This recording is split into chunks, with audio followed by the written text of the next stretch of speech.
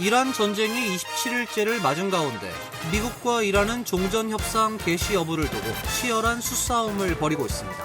휴전에 반대하는 이스라엘은 이란에 대한 총공세를 선언했습니다.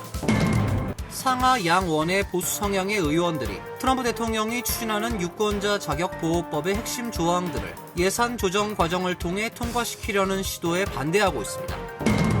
국토안보부 부분 셧다운이 6주째 이어지면서 교통안전청 직원이 500명 가까이 사직하고 3,100명 이상이 결근해 공항 대란이 심화되고 있습니다. 트럼프 대통령은 IC 요원 투입에 이어 주 방위군 투입을 검토하고 있습니다.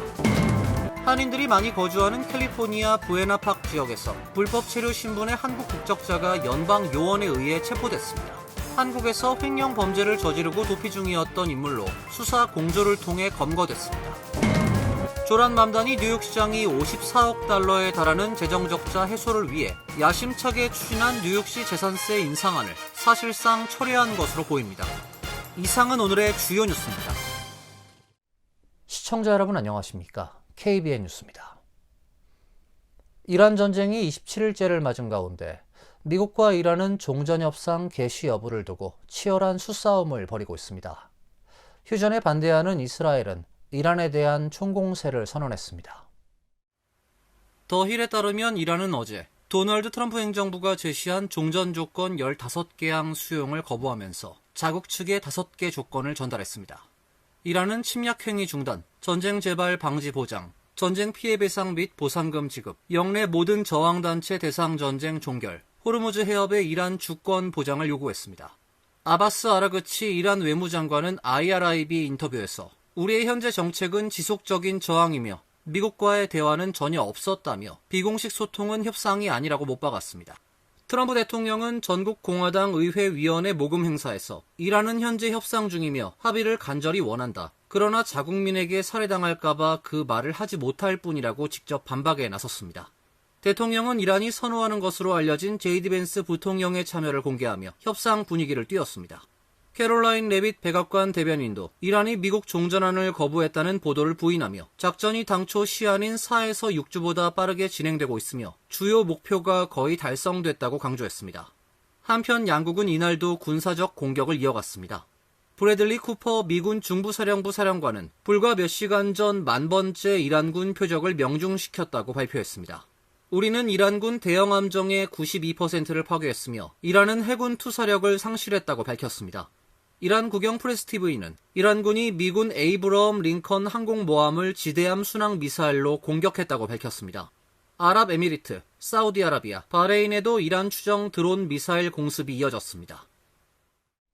상하 양원의 보수 성향의 의원들이 트럼프 대통령이 추진하고 있는 유권자 자격 보호법의 핵심 조항들을 예산 조정 과정을 통해 통과시키려는 시도에 반대하고 있습니다. 의회 전문 더 힐은 상원 공화당 의원들은 트럼프 대통령과 그의 동맹들이 공화당의 투표 자격 요건 강화 법안을 압박하는 공세를 끝낼 방법을 모색하고 있다고 보도했습니다. 법안은 민주당의 반대에도 불구 상원에서 필리버스터를 극복하는 데 필요한 60표에 미치지 못해 2주째 본회의에서 논의되고 있습니다. 그러나 유권자 신분증과 시민권 증명을 통해 연방선거에 투표할 수 있도록 등록하는 것을 의무화하는 법안의 일부를 지난해 트럼프 대통령의 크고 아름다운 법안에 사용했던 것 같은 당파적 절차를 통해 통과시키자는 제안은 반발에 부딪혔습니다.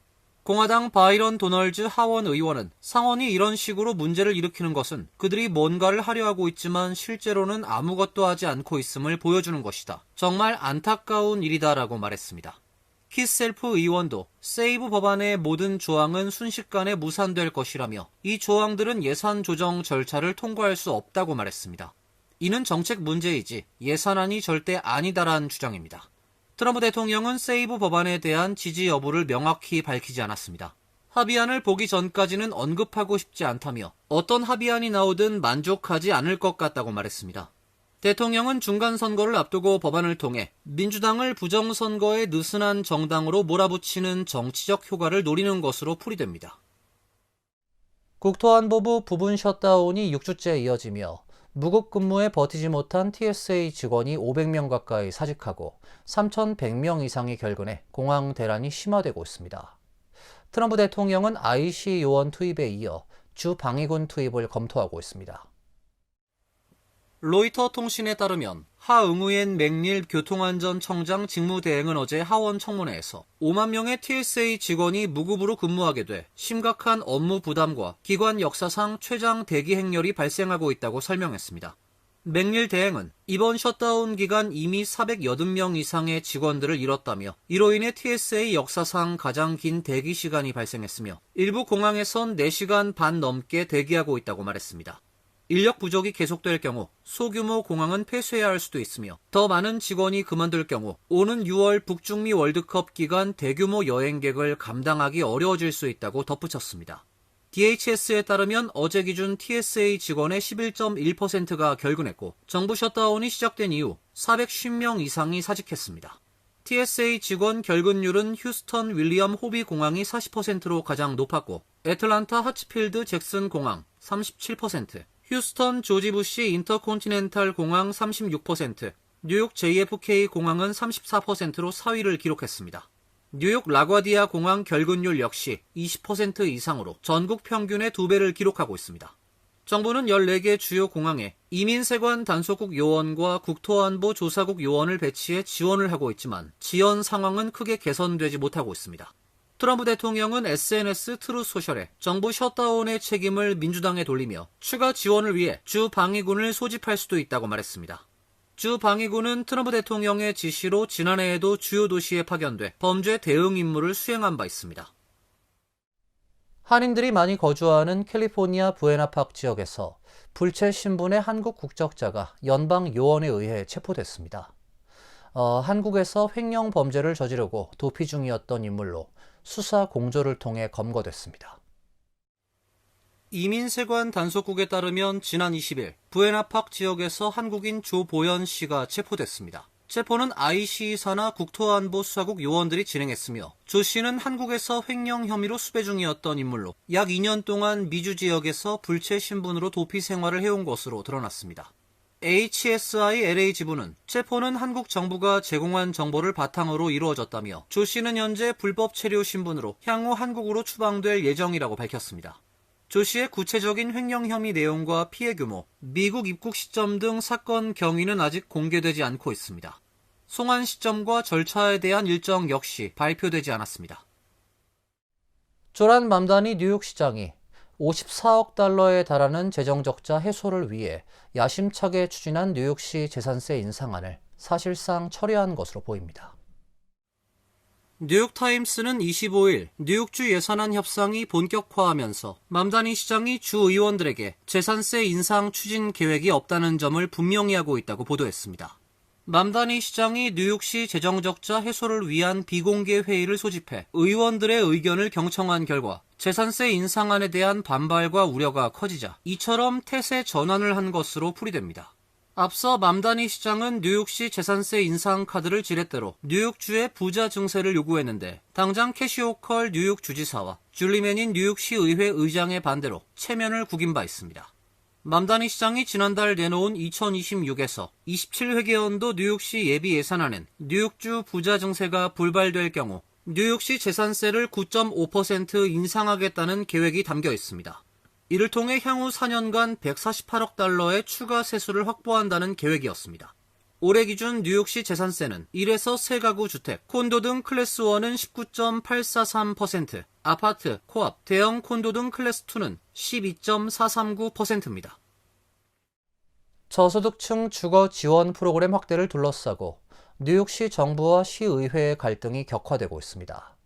시의회는 수혜 자격 요건을 확대하는 조례를 통과시켰지만 행정부는 예산 부족을 이유로 거부하고 있습니다.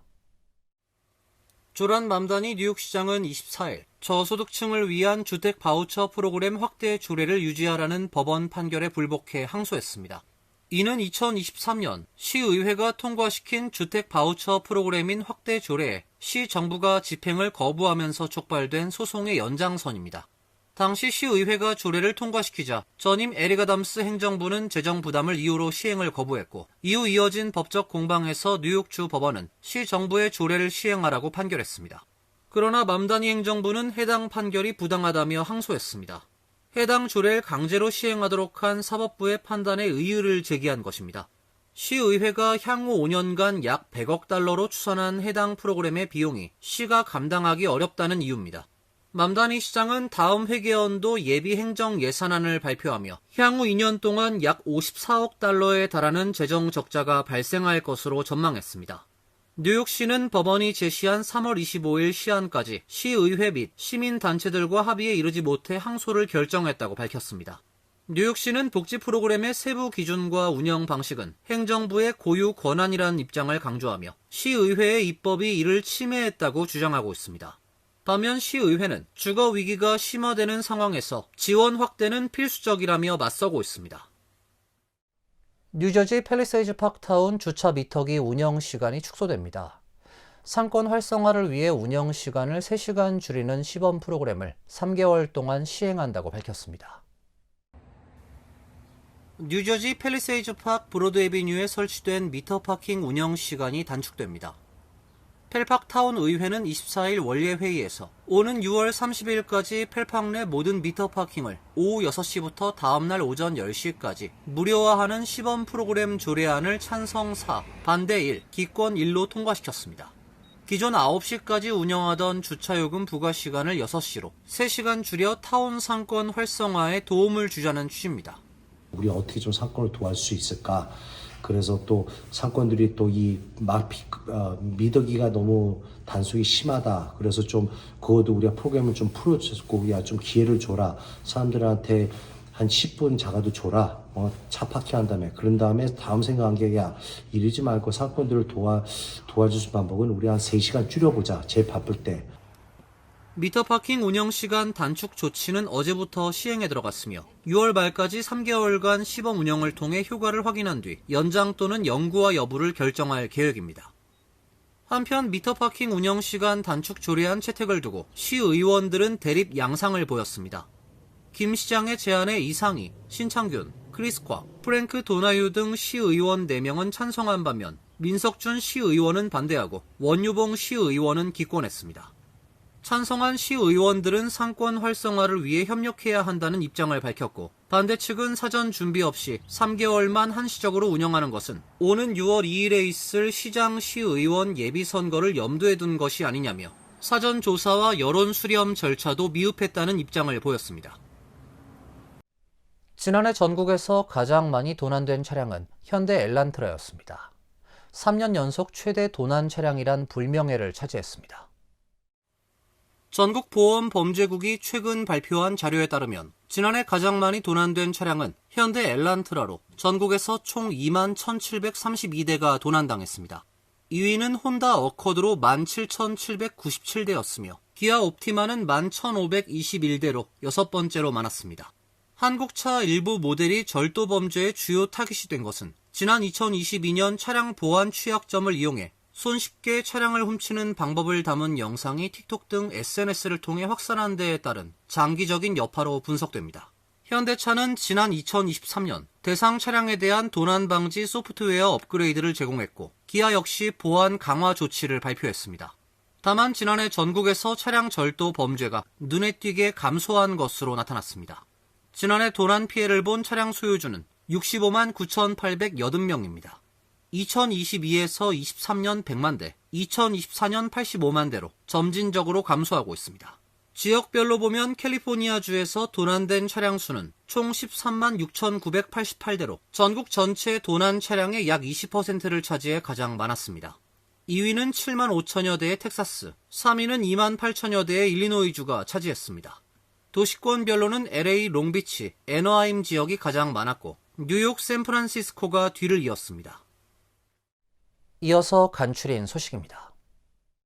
뉴저지 저지시리 정부의 행정 빌딩 명칭이 고 윤여태 시의원의 이름으로 명명됩니다. 저지시리 정부는 오는 4월 4일 오전 10시 마이클 윤 뮤니서펄 서비스 센터 명명식을 개최한다고 25일 밝혔습니다. 뉴저지주에서 관공서 건물에 한인 이름이 명명되는 것은 이번이 처음입니다. 이 건물은 윤 전 의원의 생전활동 무대이자 지역구에 위치한 관공서로 주민들을 위한 행정 서비스 센터 역할을 하고 있습니다. 건물에는 윤 의원의 삶과 업적을 담은 사진과 기록들이 전시될 예정입니다. 윤 전 의원은 저지시리 시의원으로 활동하다 지난 2020년 코로나19 감염으로 타계했습니다. 월스트리트저널은 연방우정국이 연료비 상승에 대비해 소포에 처음으로 유류 할증료를 부과할 계획이라고 보도했습니다. USPS는 4월부터 소포 운송 비용의 8%의 추가 요금을 부과할 예정입니다. 추가 요금은 소포에만 적용되고 일반 우편물에는 적용되지 않으며 내년 1월부터 단계적으로 폐지할 계획입니다. 최근 이란 전쟁으로 유가가 상승하면서 배송 비용이 커진 데 따른 것입니다. 민간 택배 업체인 페덱스와 UPS 등은 이미 연료 할증료를 부과해왔으며 이란 전쟁으로 유가가 급등하자 최근 이를 크게 인상했습니다. 미국 법원 배심원단이 청소년 SNS 중독 소송에서 메타와 구글에 총 600만 달러를 원고에게 배상하라는 판결을 내렸습니다. 20대 여성 원고는 6세의 유튜브를 9세의 인스타그램을 사용하기 시작한 이후 SNS 중독 때문에 우울증과 신체 장애 등을 겪었다면서 이는 SNS 운영사들이 이용자들을 중독시키기 위한 설계를 채용했기 때문이라 주장했습니다. 원고 측은 동영상 서비스 틱톡과 스냅챗을 운영하는 스냅도 고소했으나 이들은 재판 전에 합의했습니다. 메타는 성명을 통해 법적 대응 방안을 검토 중이라고 밝혔고 구글 홍보 담당자도 판결이 유튜브를 오해했다고 지적했습니다. 뉴욕시 교육국은 초중고 공립학교에서의 AI 교육 활동 예비 지침을 발표했습니다. 약 7만 8천 명의 교사들을 위한 지침서는 AI는 교육과 학습을 지원하는 도구로서 더 나은 교육 학습 효과를 위해서만 활용할 수 있다는 내용이 골자입니다. AI 활용 예비 지침은 AI 활용이 금지되는 빨간색 범주와 교사 감독하에 주의해 활용해야 하는 노란색 범주, 활용이 허용되는 초록색 범주 등 신호등 방식으로 구성됐습니다.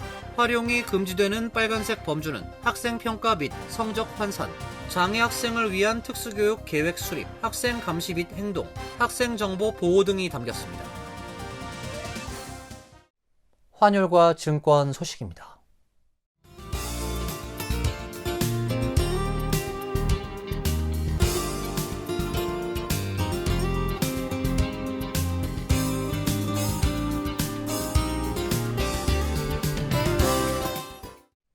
이어서 날씨입니다. 내일은 흐린 가운데 몇 차례 비가 내리고 기온이 다시 내려가면서 춥겠습니다. 낮 최고 기온 58도, 섭씨 14도, 밤 최저 기온 32도, 섭씨 0도로 예상됩니다. 토요일과 일요일은 대체로 맑은 날씨가 예보되어 있습니다. 이상으로 KBN 뉴스를 마칩니다. KBN과 함께 즐거운 시간 되시길 바랍니다.